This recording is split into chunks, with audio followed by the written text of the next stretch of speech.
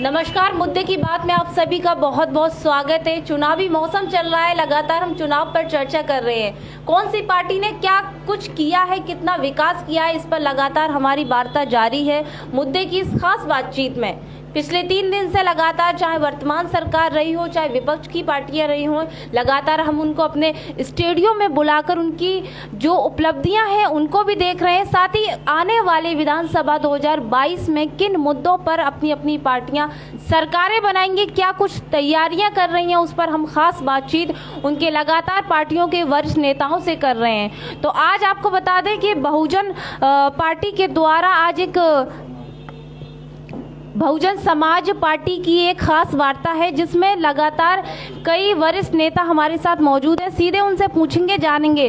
तो लगातार 10 मुद्दों पर आरके टीवी बात कर रहा है कि ऐसे वो कौन से 10 मुद्दे होंगे जो सरकार को लखनऊ तक पहुंचाने का सफर करेंगे। तो आपको बता दें, सबसे पहले परिचय कराएं बबलू सिंह गोल्डी जी। ये आपको बता दें सेक्टर प्रभारी हैं, लगातार चर्चाओं में रहते हैं।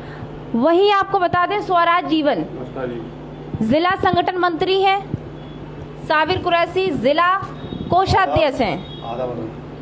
वकील नबी अफगानी पूर्व सभासद हैं। आप सभी का बिल्कुल, आप सभी का बहुत बहुत स्वागत है। तो सबसे पहले जो मेरा पहला सवाल रहेगा वो आप सभी के लिए ये रहेगा, आखिर वो कौन से ऐसे 10 मुद्दे हैं जो आने वाले विधानसभा चुनाव में आपका मुख्यमंत्री बने। देखिए, सबसे पहले तो सुरक्षा की दृष्टि से जो माननीय बहन जी का लॉ एंड ऑर्डर है उसको आज जनता याद करती है जी। जैसे पूर्व में समाजवादी पार्टी की सरकार रही, वर्तमान में भाजपा सरकार है। आप देख रहे हैं कि जिस तरीके से निर्मम हत्याएं हो रही हैं, जिस तरीके से हमारी बहू बेटियों के साथ रेप होकर उनकी निर्मम हत्याएं कर दी जाती हैं, उनको देखते हुए लॉ एंड ऑर्डर बिल्कुल फेल है दोनों सरकारों का। इसमें गुंडे हमेशा हावी रहते हैं, शासन प्रशासन मौन हो जाता है। दूसरी बात ये आती है कि विकास के क्षेत्र में माननीय बहन जी जब भी जिस क्षेत्र से निकल जाती थी, विकास की गंगा अपने आप बह जाती थी और डोर टू डोर विकास होना शुरू हो जाता था।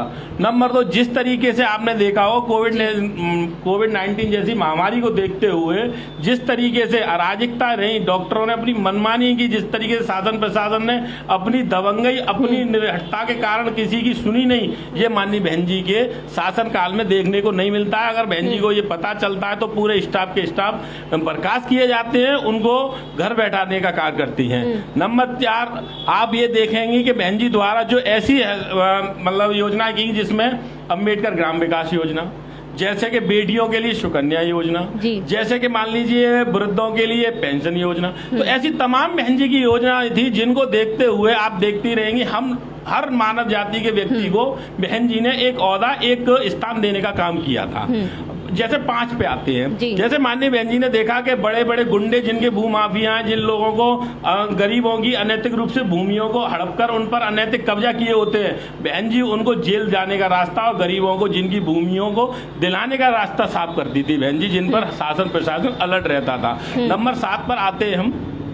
जैसे आपने देखा होगा आज हमारी माँ बहन बेटियां रात को 10 बजे 11 बजे सुरक्षित नहीं निकल सकती, लेकिन माननीय बहन जी के शासन में इतना खौफ रहता था कि हमारी बहू बेटियां आने जाने में और कहीं किसी तरह की कोई दिक्कत पैदा नहीं होती थी, सुरक्षा महसूस करती थी, क्योंकि उससे ज्यादा कोई भी ऐसी महिला या ऐसी कोई मतलब यानी कि प्रक्रिया नहीं थी जिनसे महिलाओं के अंदर भय व्याप्त था, क्योंकि माननीय बहन जी का लॉ एंड ऑर्डर ही ऐसा था। नंबर 8, जैसे कि आप आते हैं 8 में, जैसे जिस तरीके से बहन जी ने नव निर्माण या जैसे मान लीजिए कि इंजीनियरिंग कॉलेज है, जैसे कि महिलाओं के लिए, बेटियों के लिए मतलब शिक्षा के क्षेत्र में अच्छे स्कूल और अच्छी संस्थाएं डेवलप कराने का काम किया था, ऐसा इन सरकारों में किसी में देखने को नहीं मिला। नंबर 9, जैसे कि आपने देखा होगा, जैसे ही आप लखनऊ एक्सप्रेस पे जाते हैं और हाईवे पे मुड़ते हैं तो उत्तर प्रदेश का सबसे शक्तिशाली मूक बधिर डिग्री कॉलेज बना हुआ है, जिसमें मतलब यानी कि बेचारे जो विकलांग है, मानसिक रूप से विकलांग है, शरीर के रूप से विकलांग है, लेकिन उनको शिक्षा दीक्षा है, उनको इस समाज में जीने का हक प्रदान करने के लिए उन्होंने एक यूनिवर्सिटी का स्थापना की। नंबर 10, जिस तरीके से बहन जी को देखेंगे लोग वाग यानी कि अपनी अपनी जिस तरीके से कहते हैं कि बहन जी ने मूर्तियों लगाने का काम किया, बहन जी ने इस तरीके से अनैतिक रूप से हाथियों में पैसा लगाने का काम किया, बहन जी ने दलित पिछड़े अल्पसंख्यक माइनॉरिटी के लोगों के लिए एक जो इनका अस्तित्व, उनका इतिहास जो धूमिल हो चुका था, जो इतिहास खत्म होने की कगार पर था, जिन इतिहासों के बारे में कोई चर्चा नहीं करता था, उसको इतिहास को पुनः जीवित कर लखनऊ में उनके महापुरुषों की मूर्तियों को स्थापित करने का व उनको एक ओहदा देने का काम किया। गोल्डी जी, आपने ये 10 मुद्दे वीएसपी पार्टी के बताए। स्वराज जी, क्या मानते हैं ये 10 मुद्दे वर्तमान सरकार में नहीं देखे जा रहे? नहीं, जैसा आप देख रहे हो, जैसे कि 2017 में जब योगी जी इस प्रदेश के मुख्यमंत्री बने, तो आज मुद्दों की बात तो, क्योंकि ये सपा बसपा के लोगों से कहते थे कि ये धर्म की बात करते हैं, जाति की बात करते हैं, सबसे ज्यादा भारतीय जनता पार्टी की सरकार में धर्म की और जातिवादी की राजनीति हो रही है बड़े स्तर पर। क्योंकि भारतीय जनता पार्टी के जो लोग हैं धर्म के नाम पर, जाति के नाम पर आपसी भाईचारा में विघटन डालने का काम करते हैं। और जो भाईचारा बहन कुमारी मायावती, एक मैं आपको दिलाना चाहता हूँ, मोदी जी तो ये कहते हैं, योगी जी तो ये कहते हैं सबका साथ सबका विकास। नहीं, वो तो कुछ भी बोल सकते हैं भाई, वो तो कुछ भी, भाई स्वतंत्र लोकतंत्र डेमोक्रेसी है इस देश में। वो तो देश के प्रधानमंत्री हैं, आम व्यक्ति भी बोल सकता है भाई, आम व्यक्ति भी तो बोल सकता है, वो तो देश के प्रधानमंत्री हैं भाई। स्वतंत्रता की बात की जाए, जब बहन कुमारी मायावती जी की जब सरकार थी 2007 में, जब 2011 की लखनऊ बेंच की हाई कोर्ट में जब राम मंदिर का मुद्दा आ रहा था, तो बहन कुमारी मायावती जी ने पूरे उत्तर प्रदेश में सशक्त कानून ऐसा लागू किया, अपने अधिकारियों को बुला के, यहाँ तक कि और प्रदेशों में कर्फ्यू लग गया था, स्कूल बंद हो गए थे, तमाम जो व्यवस्थाएं थी वो बंद हो गई थी, क्योंकि जो निर्णय आ रहा था लखनऊ हाईकोर्ट की ब्रांच में, तो बहन कुमारी मायावती जी ने कहा कि लखनऊ मतलब निर्णय किसी के भी पक्ष में हो, निर्णय किसी के भी पक्ष में हो, चाहे वो मस्जिद के पक्ष में हो, चाहे मंदिर के पक्ष में हो, लेकिन यहाँ उत्तर प्रदेश में एक भी दंगा हुआ तो ना डीएम रहेगा, ना एसपी रहेगा, कोई भी नहीं रहेगा। क्योंकि बहन जी का जो कानून, क्योंकि आज आप, क्योंकि जो मीडिया, बिल्कुल आपके पास आएंगे साबिर कुरैशी जी, जिस तरह से स्वराज जी ने कहा कि कानून व्यवस्था बहुत ही अच्छी रही बहन जी के जमाने में, बेशक योगी सरकार तो ये कहती है हमने देश से गुंडा राज खत्म कर दिया, क्या मानते हैं? ये तो बड़ी हंसी वाली बात है कि आज गुंडे लोग कह रहे हैं कि हम गुंडा राज खत्म करेंगे। हैं? जिस इंसान के ऊपर 58 मुकदमे क्राइम के चल रहे हों और वो इंसान ये कहे कि मैं इस उत्तर प्रदेश के अंदर शांति बहाल करूंगा, ये तो ठीक मुंह के मुंह में जीरे वाली बात हुई ना जी। है ये तो आज जो लोग बैठे हुए हैं सरकार में, इतने नाकारा मैं कहूँगा झूठे जुमलेबाज, जुमलेबाजी में तो कोई रिकॉर्ड नहीं है, क्योंकि सारे रिकॉर्ड तोड़ दिए। 15 लाख का गरीबों को फिर लोभन दिया कि तब हर इंसान के खाते में हम काला धन लेकर आएंगे और 15 लाख रुपए देंगे। आप बताइए किसी को दिए कि आपके खाते में आए? रीना जी आप बताइए कि आपके खाते में रुपए आए? किसी व्यक्ति के खाते में रुपए नहीं आए, बल्कि योगी सरकार ने बहुत सारे ऐसे काम किए, जैसे कि सबका विकास, आवास दिए, राशन दिया।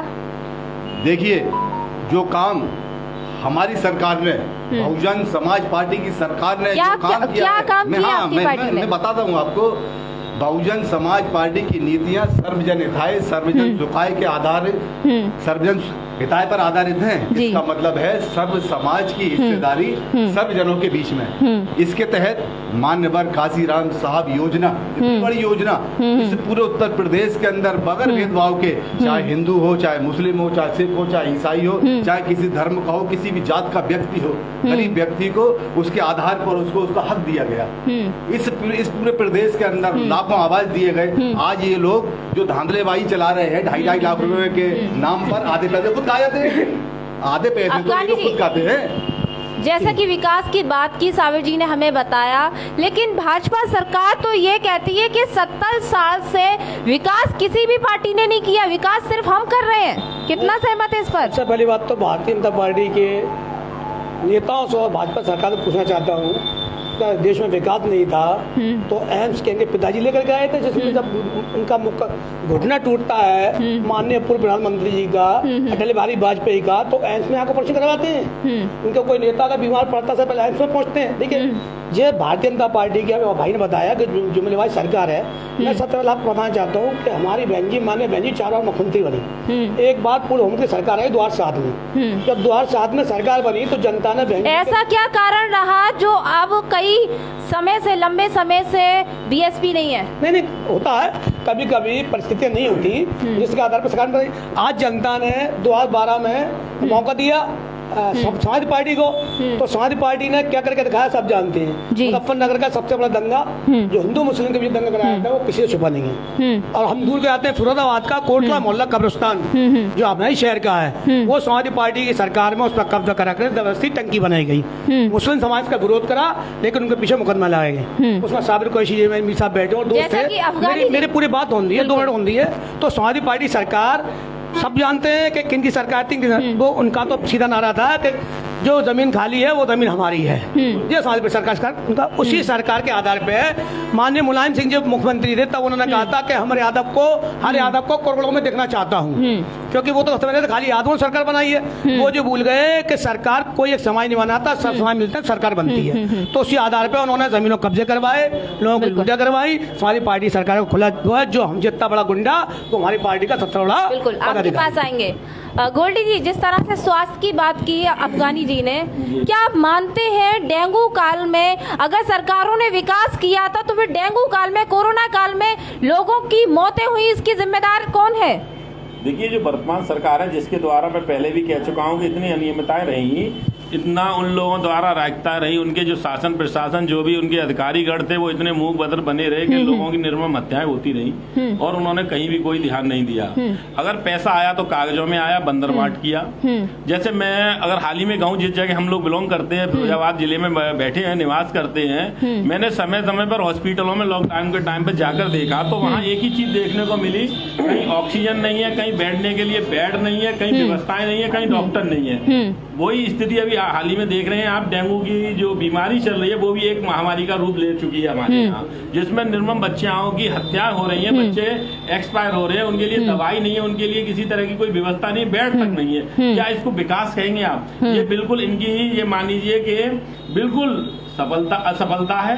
बिल्कुल इनके द्वारा किए गए कार्य बिल्कुल झूठे हैं, बेबुनियादी हैं। भाजपा सरकार की ऐसी 5 खामियां बताएं आप हमें। देखिए, सबसे पहली बात ये है कि देखो, जो माननीय मुख्यमंत्री योगी आदित्यनाथ जी हैं, पहली पुत तो वो अपने आप को योगी ना लगाया करें, पहली तो खामियां उनके नाम में ही है। क्योंकि बाबा हमेशा या तो किसी मठ में होते हैं या किसी हिमालय पे होते हैं, इस तरह की सत्ता नहीं चलाते। पहली तो खामियां सबसे बड़ी यही है कि हमारी पार्टी ने उनको मुख्यमंत्री का पद दिया है, चुना है। मुख्यमंत्री देखिए, ऐसा उनकी सत्ता है, उनको वोट मिला है, उनके विधायक चुन के आए हैं, तो वो तो किसी को भी बैठा दें, वो उनके अपने बेस में, हम उस पर चर्चा नहीं करेंगे। लेकिन योगी जी के नाम में ही कमी है। योगी जी को पहली बात तो कहीं मठ में जाके रहना चाहिए या कहीं हिमालय पे जाके, पहली। दूसरी ये है कि उनके द्वारा लॉ एंड ऑर्डर बिल्कुल फेल है।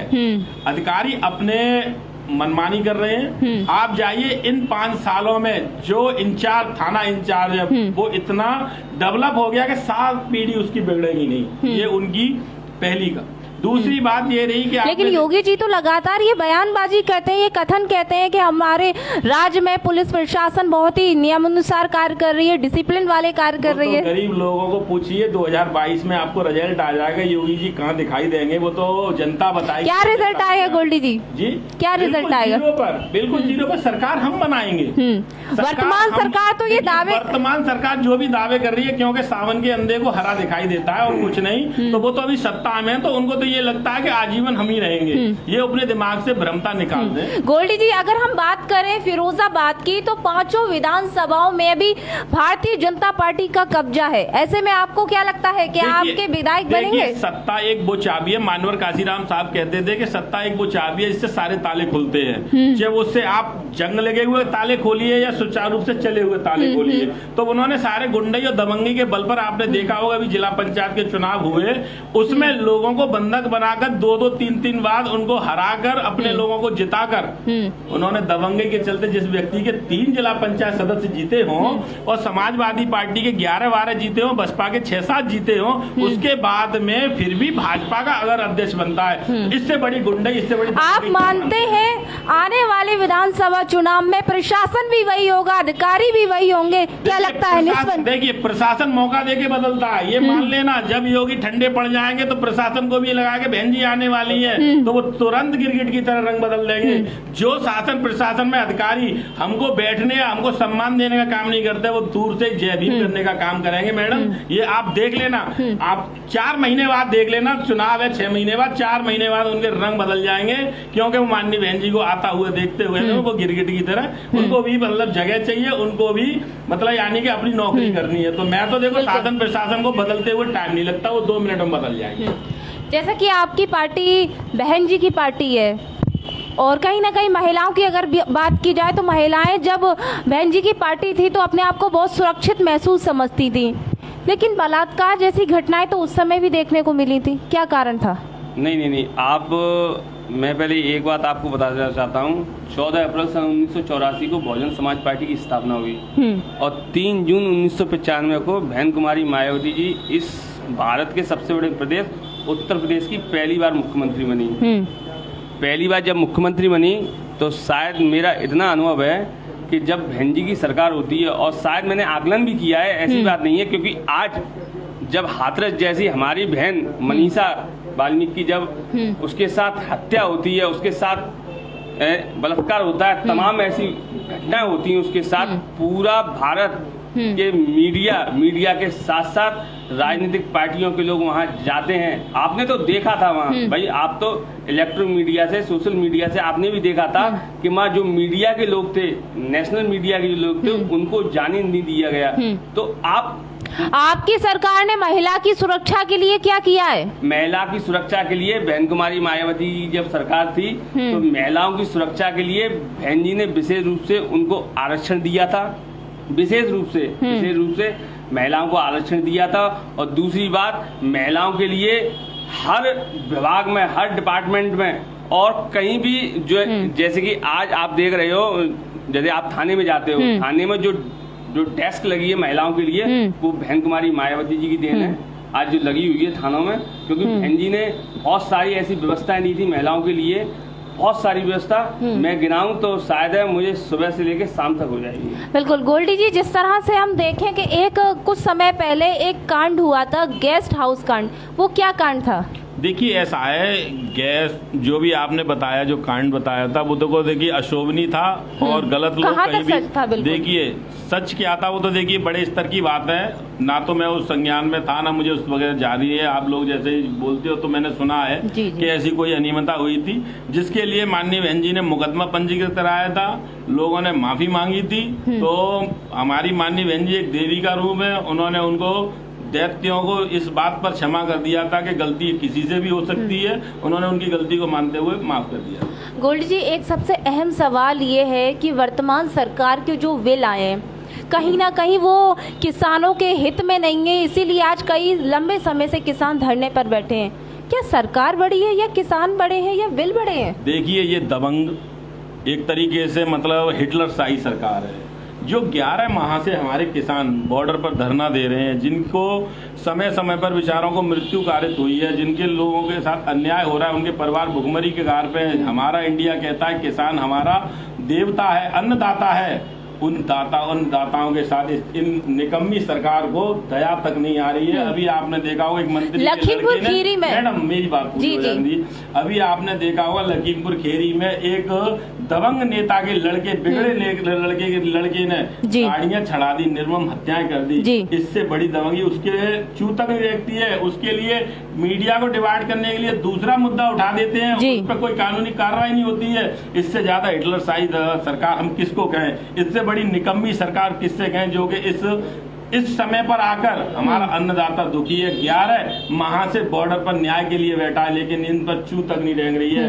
वो किसान शांत नहीं है, आने वाले समय में मोदी को उखाड़ कर फेंकेंगे, उन्हें एहसास करा देंगे कि हाँ अन्नदाता होता है, तुम साले फिर भूखे मरो। जी बिल्कुल। साबिर जी, जिस तरह से किसानों की अगर बात की जाए तो किसानों को धरती पुत्र कहा जाता है, वही उन धरती पुत्रों को आज वहां बैठना पड़ रहा है धरने पर। क्या मानते हैं, जब अन्नदाताओं के लिए कि सरकार बिल्कुल सही साबित नहीं हुई तो क्या आम जनता विश्वास कर सकेगी? मैडम, एक सोचने वाली बात यह है, जिस देश का राजा जब प्रजा के ऊपर जुल्म करने लगता है तो हालात यही होते हैं।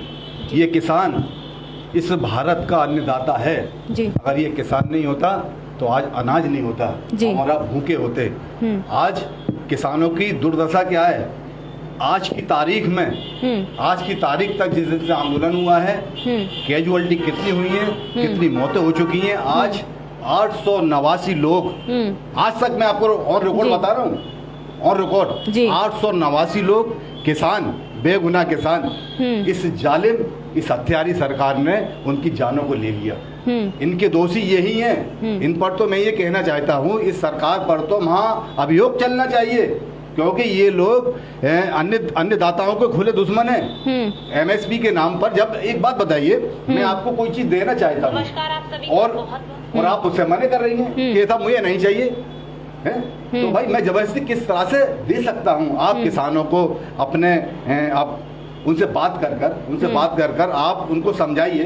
अगर आपको लगता है कि हमारा बिल ठीक है तो उनको अपने बात कर कर उनको समझा कर आप अपना जो बिल है उसका आप एजेंडा लागू कीजिए। मगर ऐसा कुछ नहीं, ये सरकार सिर्फ और सिर्फ तानाशाही सरकार है। लखीमपुर खीरी में इसका उदाहरण है, किस तरह से एक भाजपा के होम मिनिस्टर, राज्य मंत्री, जैसा कि आपने बिल्कुल वर्तमान सरकार की आपने कहा कि किसानों के लिए कहीं ना कहीं ये तानाशाही सरकार है। जब बहन जी की सरकार थी तो भूमि अधिग्रहण एक बिल आया था, कहीं ना कहीं उससे भी तो किसानों का दमन हुआ था।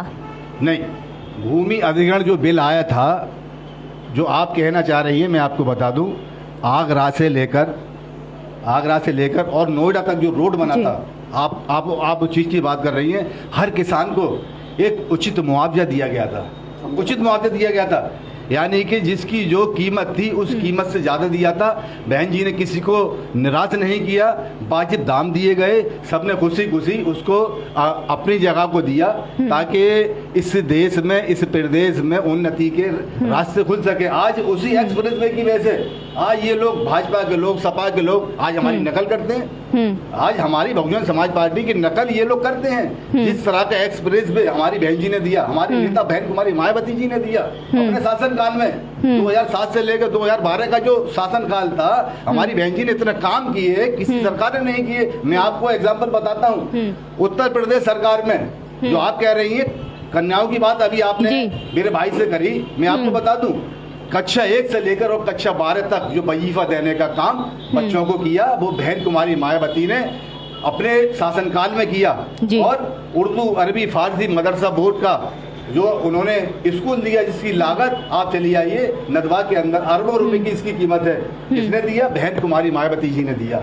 यानी कि हमारी सरकार किसी में भेदभाव नहीं करती। हमारी सरकार के लिए हिंदू, मुस्लिम, सिख, ईसाई सब आपस में है भाई भाई। सर्वजन हिताय पर आधारित हमारी सरकार है। और हमेशा बहुजन समाज पार्टी का यही कहना है, मानवर साहब जो कि हमारे संस्थापक थे बहुजन समाज पार्टी के, हमारे जो हम उनके आदर्शों पर चलने वाले लोग, बहुजन समाज के लोग, आज जो इस पूरे प्रदेश के अंदर लोग निगाहें उठाकर देख रहे हैं, कब बहन जी की सरकार आए, कब हमें इन जालिमों से छुटकारा मिले। जी बिल्कुल। अफगानी जी, कहीं ना कहीं आपको नहीं लगता कि बहन जी के समय कार्यकर्ताओं में जोश था, कुछ कर गुजरने का जज्बा था, अब कहीं में नहीं दिखता? देखिए, पहली बात तो मैं आपकी इस बात का जवाब दूंगा, लेकिन जो अधूरी बात पिछली बार रह गई थी, आपने कहा था कि 60 साल में देश पिछड़ गया और इससे पहले देश में था ही क्या। तो मैंने उसका जवाब देना चाहता हूँ कि जब देश में नहीं था तो माननीय मोदी जी ये जहाज, ये हेलीकॉप्टर, ये ट्रेन है, ये रोड, ये अस्पताल, ये स्कूल कहाँ से बेचना है? कि अपने पास से रख लाए थे? वो देश में था तो बिक रहा है। मोदी जी ने या मोदी सरकार ने क्या बना दिया? दूसरी बात ये कहना चाहूँगा, अभी आपने पूछा था कोई ऐसी कमी बताएं सरकार की। सबसे बड़ी कमी बताना चाहूँगा, देश के लेवल की नहीं, इंटरनेशनल लेवल की कमी है कि इस देश का राजा प्रथम नागरिक राष्ट्रपति होता है। आप सब जानते हैं कितना बड़ा दुर्भाग्य है कि राष्ट्रपति कालीन पे नहीं चल सकता, कालीन पे चल रहे थे गृह मंत्री, प्रधानमंत्री और यहाँ तक कि मुख्यमंत्री और देश का राजा प्रथम नागरिक कालीन से नहीं चल रहा था, क्योंकि वो एक दलित समाज से था। पहली बात तो ये बात है कि इनकी सरकार के सबका साथ सबका विकास ये बात फील होती है कि राष्ट्रपति को मंदिर में आता तो मंदिर को धुलाया जाता है। हमारी सरकार में सारे ने बताया कि सर्वजन था, सर्वजन सुखाए के आधार पर काम कराता, सब समाज सम्मान मिला था। सबसे ज्यादा सम्मान अगर मुस्लिम समाज से बिलोंग करता हूँ, मैं कहना चाहता हूँ किसी ने दिया था मुसलमानों को, वो थी बहुजन समाज पार्टी। मुसलमानों को जब वो अपने सरकार में आई थी बहन जी, तो बहन जी ने कब्रिस्तानों की सारी बाउंड्री करा के मुसलमानों के हवाले करी थी, कब्रिस्तान जो बिना बाउंड्री कब्रिस्तान पड़े थे। मुसलमानों को नदवा में, लखनऊ में लगभग 700 करोड़ रुपए का एक कॉलेज बना के दिया था, उर्दू अरबी फारसी मदरसा। मुसलमानों के लिए बहन जी ने मुस्लिम जो बच्चियों की शादियाँ होती थी या अदर किसी कास्ट की बच्चियों की जो उससे SC-BC से आती थी, उनको वो नहीं मिलता था शादी का कन्याधन। तो बहन जी ने सब समाज के लिए शादी कन्याधन, बहन जी की प्राथमिकता थी कि उन्होंने उस सब समाज के बच्चों को लेकर था। बहन जी जब सरकार में आई थी उस टाइम 300 रुपये महीना था विधवा पेंशन, विकलांग पेंशन और वृद्धावस्था पेंशन। बहन जी ने बेड तक 1000 रुपये पेंशन करा था। ये बहन जी ने वो काम करे थे, बहन जी ने काम अच्छा करा था। ये सारे पुराने काम बहन जी ने, आपने पूछा बता रहा हूँ, बहन जी ने काम अच्छा करा था।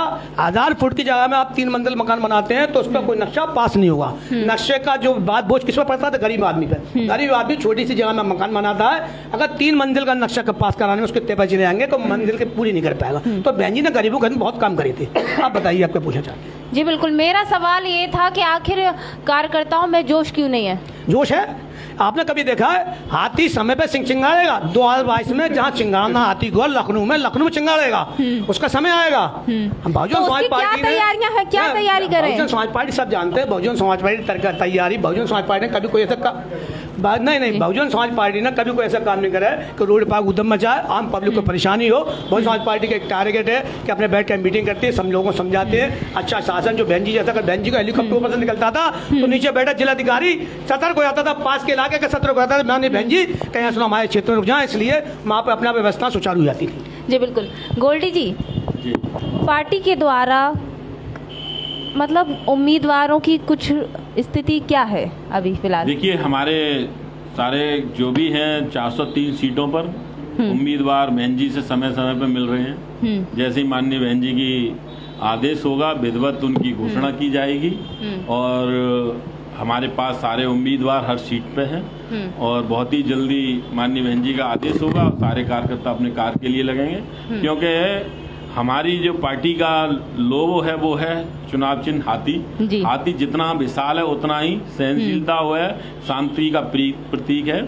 अगर वो जब चढ़ाड़ेगा, जब इल्लाएगा तो हो सकता है कि अच्छे किलोमीटर के हिसाब से पास नहीं आएंगे। तो इसलिए हमारी पूरी तैयारी है और 2022 में इंशाअल्लाह हम बहुत जल्दी फतेह करेंगे। माननीय बहन जी 5वीं बार मुख्यमंत्री बनेंगे। बिल्कुल। गोल्डी जी, अक्सर देखा जाता था कि कहीं ना कहीं बीएसपी अभी अखबारों में, इलेक्ट्रॉनिक मीडिया में कहीं भी नहीं दिख रही है, क्या मानते हैं? देखिए मैडम, एक चीज और बता दें मैं कि आप ये देखोगे हम इलेक्ट्रिक मीडिया, प्रिंट मीडिया और जो आपकी प्रचार प्रसार वाली मीडिया है उससे हम हमेशा इसलिए दूर रहे क्योंकि ये मीडिया, मैं थोड़ा आपके चैनल के माध्यम से कहूँगा, क्योंकि ये आपकी मीडिया धन्ना सेठ पूंजीपतियों की है, उनके द्वारा उन्हीं पे दिखाती है। बहुजन समाज पार्टी को कभी इन्होंने सत्ता में थे तब भी नहीं दिखाए, ना उनके कार्य को दिखाया इन्होंने। तो इसलिए इन चीज़ों को मैं इतना नहीं महत्व देता। लेकिन आप सोशल मीडिया को उठा के देखिए, माननीय बहन जी के समय समय पर जो भी प्रक्रिया उनके कार्यकर्ता हैं आप देखिए लगे हुए हैं। आपने देखा अभी माननीय काशीराम साहब का परिनिर्वाण दिवस निकल के 15 तारीख को गया है। एक विशाल जन समूह उमड़ा था 9 अक्टूबर को लखनऊ में। तो आप देखेंगे कि वहाँ पैर रखने के लिए लखनऊ में जगह नहीं थी। शासन प्रशासन पसीने छोड़ गया था, पूरा 48 घंटा लग गया था उनको, जनता को मतलब जाम को खोलने में। पूरा लखनऊ इस केसरिया समय में नीला नीला हो गया था। तो उसको भी आपकी मीडिया ने देखा होगा कि चंद थर्ड पेज पर थोड़ा सा दिखाया था। तो इससे आप महसूस करते हैं कि मीडिया की कितनी ओछी मानसिकता है कि हम दलितों को, हम पिछड़ों को, क्योंकि उनको पैसे से अपना प्रचार प्रसार टीआरपी बढ़ानी पड़ती है, तो हमसे वो इतना दूर रहते हैं कि हम लोग सोशल मीडिया और कार्यकर्ताओं के जरिए अपना प्रचार प्रसार करते रहते हैं। तो इससे हम कोई बड़ी बात या वो नहीं कहेंगे। गोल्डी जी, अपना व्यू है। पहले देखा जाता था पूर्व में कि दलित बीएसपी के साथ थे जी, क्या इस बार भी दलित बीएसपी के साथ रहेंगे या भीम आर्मी है वो वोट ले जाएगा? देखिए भीम आर्मी कुछ नहीं, आप देखिए भीम आर्मी के स्वयं के जो कार्यकर्ता उनसे आप मिलिए तो वो ये कहेंगे हम काम कर रहे हैं, चंद्रशेखर आजाद जी के साथ है, सारी चीजें, लेकिन वोट माननीय बहन जी को देंगे। तो हमको नहीं लगता कि किसी तरह का कोई फर्क पड़ने वाला है, क्योंकि हमारा बेस वोट हमारे साथ है और वो माननीय बहन जी को मुख्यमंत्री के रूप में देखना चाहता है, ना कि चंद्रशेखर आजाद जी को, क्योंकि उनको जुम्मा 4 दिन हुआ है। माननीय बहन जी हमारी पुरानी नेता है, 4 बार मुख्यमंत्री रही हैं, तो दलित वोट हमारा वैसे ही है जैसे आप मान लीजिए कि पिलर का जो एक भूमि का एक पिलर होता है, एक छत का पिलर होता है, इस तरीके से अटल और मजबूत है। वो वोट हमारा संपूर्ण हमारे पास है, वो कहीं कहीं छटकने वाला नहीं है। स्वराज जी, लगता है आपको कि सारा दलित वोट जो है वो बीएसपी में आएगा? क्योंकि समाजवादी पार्टी भी ऑप्शन में, कांग्रेस भी है, भाजपा है। ऐसा जिस प्रकार से आप कह रही हैं, तो मैं एक चीज़ बताना चाहता हूँ। जिस प्रकार समाजवादी या कांग्रेस या बीजेपी, तो स्पष्ट बात तो ये है कि सबसे बड़ी नेता पूरे भारत के अंदर दलितों की जो नेता हैं वो बहन कुमारी मायावती जी हैं। और जो दलितों की जो आबादी जो उत्तर प्रदेश में है वो बड़े स्तर पर बहन कुमारी मायावती जी को सपोर्ट करते हैं। यूँ सपोर्ट करते हैं कि जब बहन कुमारी मायावती जी की सरकार बनती है, जब बहन कुमारी मायावती जी की सरकार बनती है, जो दबे कुचले जो समाज के लोग हैं, जो योजनाएं निकलती हैं वो उन्हीं लोगों के लिए निकलती हैं जो दबे कुचले समाज के लोग हैं। क्योंकि वो दलित समाज के लोग भी जानते हैं कि आज जो समाजवादी पार्टी के लोग आज जो ड्रामा कर रहे हैं, जो ड्रामा कर रहे हैं, वो भी लोग जानते हैं वहां जा रहे हैं। क्योंकि जो बिल जो फाड़ा गया था, जो आरक्षण का जो हमारा बिल था, प्रमोशन के आरक्षण का जो बिल था, वो समाजवादी पार्टी के ही सांसद ने लोकसभा में फड़वाने का काम किया था। और दूसरी बात, जो प्रमोशन में आरक्षण की बात हुई थी, प्रमोशन में जो आरक्षण की बात हुई थी, वो भी समाजवादी पार्टी के मुखिया श्री अखिलेश यादव द्वारा ही विरोध किया गया था। और दूसरी बात और कहना चाहता हूँ, जो समाजवादी पार्टी के लोग ये कहते थे कि बहन कुमारी मायावती जी ने लखनऊ में जो पार्क बनाए हैं वो उनको गलत तरीके से देखते थे। स्वराज जी, वही लोग हैं। एक मेरा सवाल, क्या आपकी पार्टी केवल दलित राजनीति करेगी या अन्य पार्टियां भी शामिल रहेंगी इसमें, अन्य जाति भी रहेंगी? ये तो बहन कुमारी मायावती जी का निर्णय है, हमारी नेता हैं। पहले तो बहन जी ने साफ स्पष्ट कह दिया है कि हम निष्पक्ष चुनाव लड़ेंगे, अकेले चुनाव लड़ेंगे और 403 विधानसभाओं पर पूर्ण, पहली बार तो हम सरकार बना रहे हैं 2022 में। उसके लिए मैं आपको पहले से बधाई दे रहा हूँ, क्योंकि हमारी सरकार बन रही है 2022 में। 4 बार कहीं ना कहीं मुख्यमंत्री रही मायावती जी। अगला सीएम क्या उन्हीं का चेहरा होगा या कोई और होगा? नहीं, बहन जी से बेहतर कोई चेहरा है नहीं पार्टी में। बहन जी तो हमारी पार्टी की जान है, दलितों की शान है और प्रदेश की मान है, सम्मान है। बहन जी तो बड़ा प्रचार हमारे पास कौन हो सकता है? कि बहन जी ने जो करके दिखाया है, मैं समझता हूँ कि अभी तक कितने ही मुख्यमंत्री रहे हमारे होश में, आपके होश में, और उनसे बेहतर कभी किसी शासन काज चला के नहीं दिखाया। सुरक्षा की दृष्टि से और सम्मान की दृष्टि से, विकास की दृष्टि से बहन जी जो काम करे सब समाज के लिए करे, सब समाज की बहन नेता है। बिल्कुल। साबिर जी, 2022 में सीएम के लिए बहन जी और कार्यकर्ता क्या तैयारियां कर रहे हैं? कुछ खास तैयारियां? बराबर खास तैयारियां चल रही हैं, मगर वो इलेक्ट्रॉनिक मीडिया जो है ना इस देश की उसके बारे में क्या कहें। आप सोशल मीडिया पर जाइए, सब कुछ मालूम पड़ जाएगा। जब डिबेट होती है तो जो महान इस देश के पत्रकार हैं इतनी इज्जत के साथ नवाजे जाते हैं। कोई कहता है तू दल्ला है, तो ये सब क्या है? हमारी तैयारियां बहन कुमारी मायावती जी के दिशा निर्देश बराबर हम जैसे छोटे छोटे कार्यकर्ताओं को मिल रहे हैं। क्या आप मानते हैं कि मेरी बात पूरी, क्या आप मानते हैं कि आपके जो कार्यक्रम, आपके जो आंदोलन, आपके जो कार्य हैं वो मीडिया के द्वारा प्रकाशित नहीं किया जा रहे? जी ऐसा है। हमारे जो आंदोलन है, अब हमारे कैडर कैंप शुरू हो चुके हैं। जी। हम आपको 31 तारीख विधानसभा फिरोजाबाद का हमारा cadre camp Siddharth marriage home है, हम आपको इनवाइट करते हैं। आप आइए, आप कवरेज कीजिए। हमारा बराबर हमारी नेता बहन कुमारी मायावती जी का जो आदेश है, बराबर हम लोग उस पर अमल करते हुए डोर टू डोर अपने लोगों के बीच में जाकर लोगों को समझाने का हम काम कर रहे हैं, क्योंकि जो हमारी सरकार ने पिछली बार किया था और लोग पुनः उन्हीं सब चीजों की उम्मीद कर रहे हैं कि बहुजन समाज पार्टी की सरकार आएगी, सुकून के साथ अपनी जिंदगी को। कहीं ना कहीं आपको नहीं लगता कि बसपा एजेंडा जो है वो बसपा एजेंडा विहीन पार्टी है कहीं ना कहीं बीएसपी?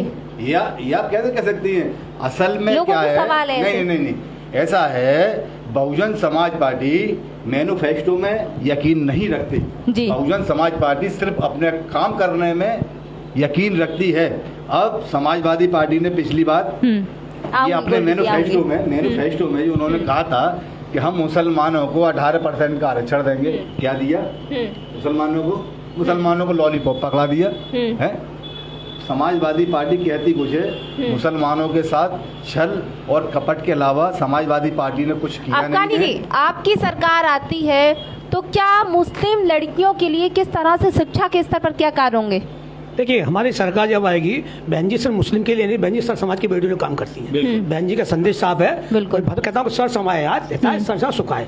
तो बहन जी सिर्फ किसी एक की नेता नहीं है, बहुजन समाज पार्टी जरूर एक दलित समाज की पार्टी कहलाई जाती है। उसकी वजह क्या है? भैया मैं आपको क्लियर आज कर दूं कि जब मानवर साहब जब चले थे, मानवर साहब ने नारा दिया था कि मानसा का नारा तो बहुत मशहूर हुआ था वाला कि तिलक तराज नहीं, दलित मुस्लिम साथ चलेगा और बीएसपी का राज चलेगा। जब बहन जी का नारा, उसके नारा के आधार पर हम सब इकट्ठे हुए और बहुजन समाज बना। मैं आपको एक बात बताना चाहता हूँ, साबिर साहब ने सवाल करा था साबिर भाई से, अभी वो सवाल आपको दोबारा रिपीट करिए। कौन सवाल करता आपने? आप करिए। अभी एजेंडा आपका क्या है? हमारा एजेंडा शिक्षा के लिए, मैंने बताया ना एजेंडा, आप क्लियर कर दिया कि बहन जी सिर्फ मुस्लिम समाज के एजेंडा नहीं, सब समाज के एजेंडा है। हमारा एजेंडा क्लियर है कि जब बहन जी मुख्यमंत्री बनती हैं, वो खुद महिला है और महिलाओं का सम्मान महिला अच्छी तरह जानती है। वो जानती हैं कि मुस्लिम समाज में क्या शरीयत है और क्या कानून है, कि उसकी आधार बहन जी हमारी महिलाओं को और हमारी बेटियों को सम्मान देती हैं। तो पहले दे चुकी है बहन जी, और उम्मीद है बहन जी से आशा है कि बहन जी सरकार में आएंगी तो हमारी समाज की बेटियों साथ साथ समाज की बेटियों को सम्मान मिलेगा, उन्हें शिक्षा के क्षेत्र में पढ़ने का पूरा मौका मिलेगा। जैसा बहन जी ने सरकार में आई थी, साइकिलें दी थी, वजीफा दिया था और पैसे मतलब बच्चों के हुए थे खर्च, वो सब बहन जी ने करा था। और किसने करा था? बिल्कुल। गोल्डी जी, फिरोजाबाद की अगर हम बात करें तो फिरोजाबाद में अब आप लोग किस तरह से, क्योंकि चुनाव जो है वो नज़दीक आने वाला है, तो क्या तैयारियां चल रही हैं आपकी? क्या कार्यकर्ताओं को एकजुट करने के लिए प्रयास किए जा रहे हैं? क्या संदेश देना चाहते हैं? देखिए मैडम जी, आपको ये गलतफहमी है कि हमारे कार्यकर्ता एकजुट हैं और हम सारे लोग लगे हुए हैं काम से और डोर टू डोर प्रक्रिया में हैं। सेक्टर बूथ की कमेटियाँ हमारी कंटिन्यू तैयार हैं और जैसे ही माननीय बहन जी का कोई आदेश होता है और यहाँ पर प्रत्याशी की घोषणा होती है तो आपको स्वतः ही देखने लगेगा कि फिरोजाबाद में बीएसपी कितनी डेवलप है और बीएसपी का कितना बोलबाला है। अभी किसी बात को कहना मुनासिब नहीं हुआ क्योंकि माननीय बहन जी द्वारा हमको किसी तरह की कोई आदेशित नहीं किया गया है। जैसे बहन जी का आदेश होगा तो आपको स्वयं महसूस होने लगेगा कि फिरोजाबाद में किस तरीके की चर्चाएं और किस तरीके से बीएसपी का हाथी आगे को चल रहा है। कहीं ना कहीं गोल्डी जी, आपको नहीं लगता लगातार तमाम ऐसे मुद्दे आए प्रदेश में जिस पर कई बहन जी हमेशा मौन दिखी?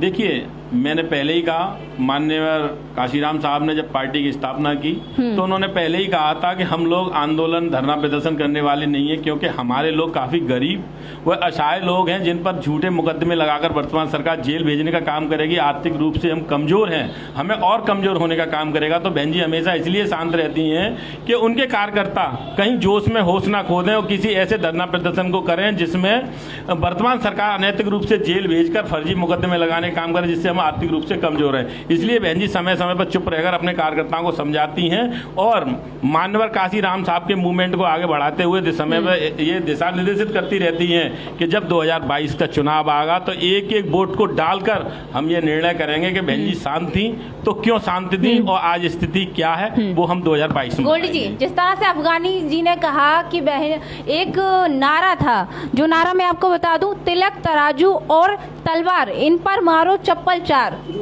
ये भी नारा था। देखिए माननीय बहन जी, मैं देखिए आपके चैनल के माध्यम से जनता भी हम लोगों से डायरेक्ट जुड़ी हुई है। मैं अपने फिरोजाबाद जिले के या मैं पूरे उत्तर प्रदेश के जिले के एक व्यक्ति को बहन जी की इस बात को कहे हुए एक वीडियो, एक क्लिपिंग मुझे दिखा दे तो मैं उनके यहाँ आजीवन पानी भरूंगा, अगर एक मुझे क्लिप दिखा दे। ये मात्र बहुजन समाज पार्टी को बदनाम करने के लिए, माननीय बहन जी को मतलब यानी कि हमको गुमराह करने के लिए, हम लोगों को डेमोलाइज करने के लिए ये झूठा श्रवण जाति के लोगों द्वारा ये अफवाह फैलाई गई थी। इस तरह का बहन जी ने कभी कोई भाषण नहीं दिया, कभी कोई बहन जी ने इस तरह की टीका टिप्पणी नहीं की। हाँ, बहन जी ने ये कहा था हाथी नहीं गणेश है, ब्रह्मा विष्णु महेश है। ठीक है, हाथी देखिए उन्होंने कहा था कि पंडित संघ बजाएगा, हाथी लखनऊ जाएगा, हाथी दिल्ली जाएगा। तो आप ये मान लीजिए बहन जी के ये नारे थे।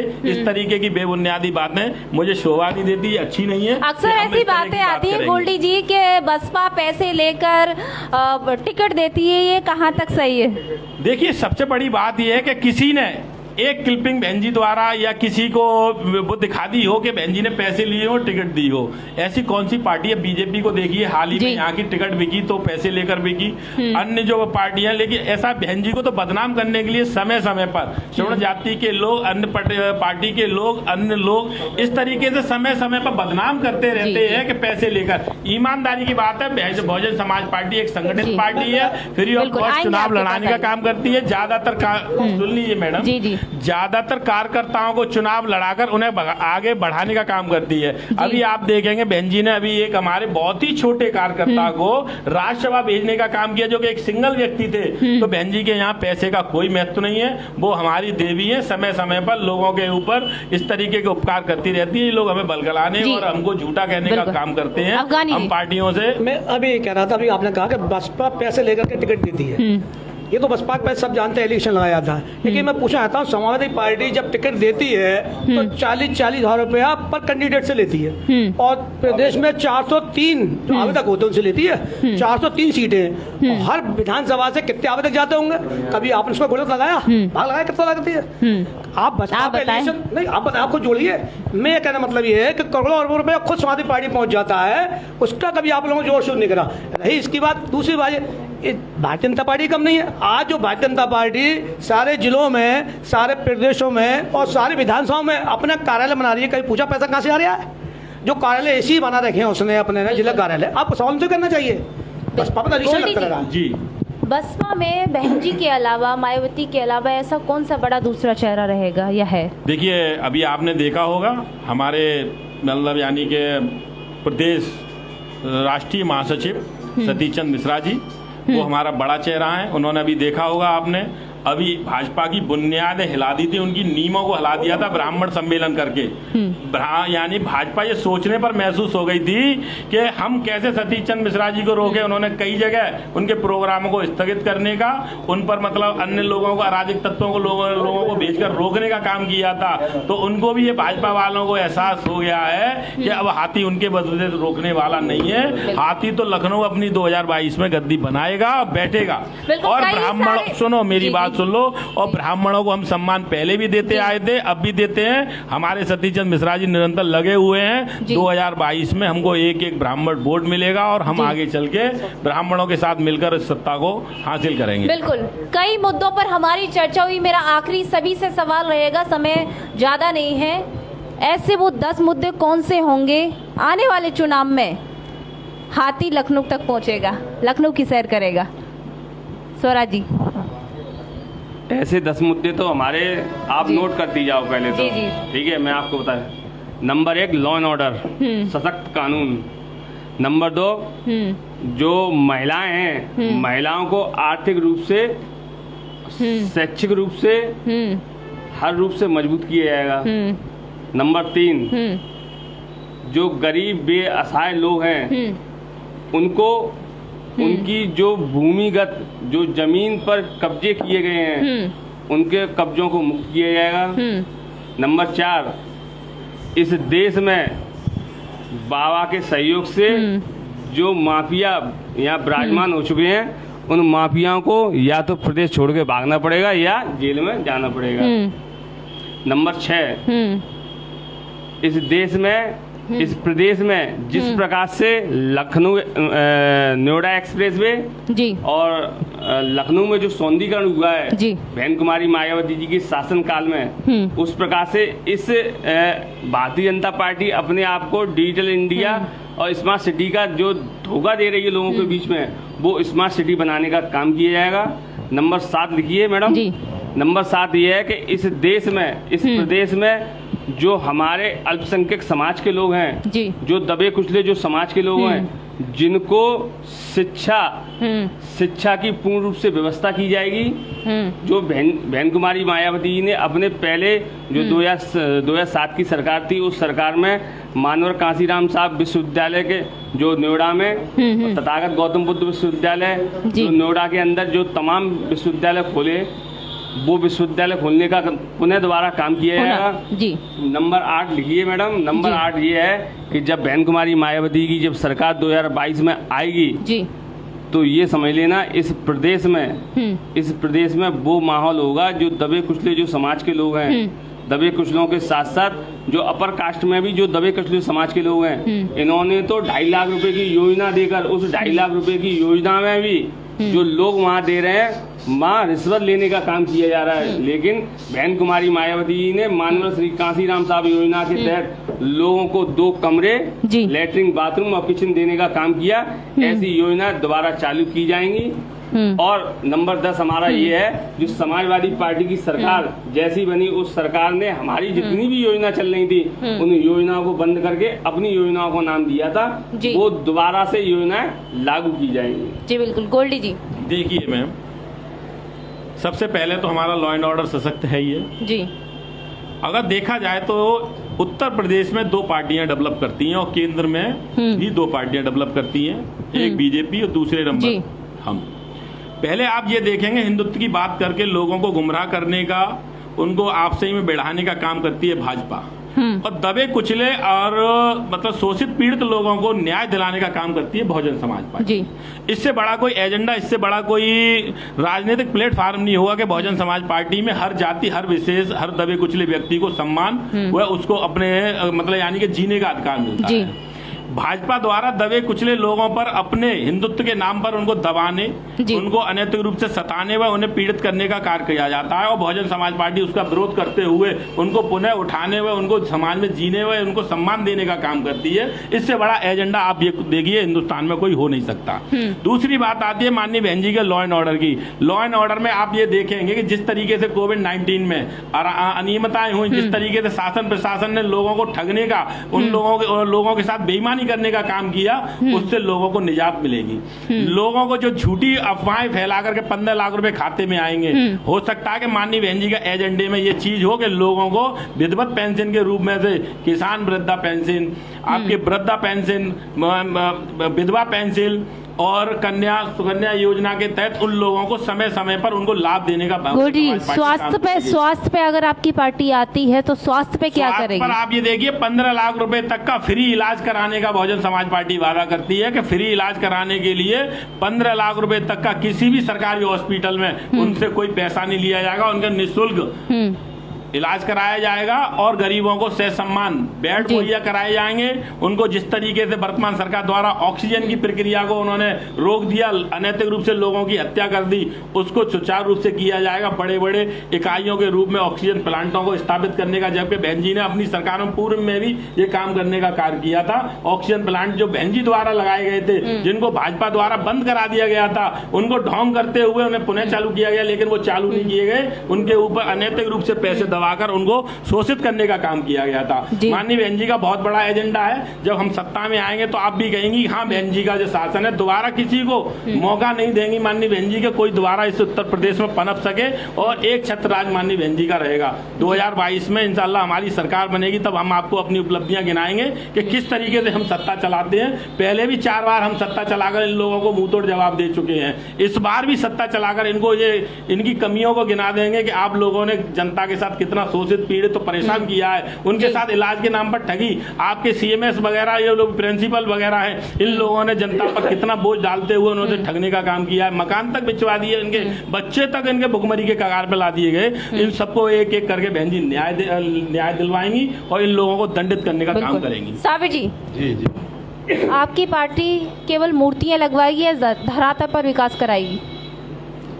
मूर्तियां लगवाई यानी कि उन महापुरुषों को याद किया जो महापुरुष जिनको लोग पहचानते नहीं थे बहुजन समाज में जी। आज उन्हीं मूर्तियों की वजह से इस उत्तर प्रदेश के अंदर ताजमहल के बाद राजस्व का सबसे बड़ा स्रोत लखनऊ का मानवर काशीराम साहब का पार्क है। जो लोग ऐसी मानसिकता रखते हैं, मैं आपके चैनल के लिए ये बता दूं उन लोगों को जो ऐसी मानसिकता, गंदी मानसिकता रखते हैं, जो बहुजन महापुरुषों का सम्मान नहीं करते, उनका अपमान करने का काम करते हैं, ऐसे लोगों को 2022 में बहुजन समाज के साथ साथ सर्व समाज मुंह काला करने का काम करेगा। बहन जी को 2022 में आप देखना स्पष्ट बहुमत से हमारी सरकार बनने जा रही है।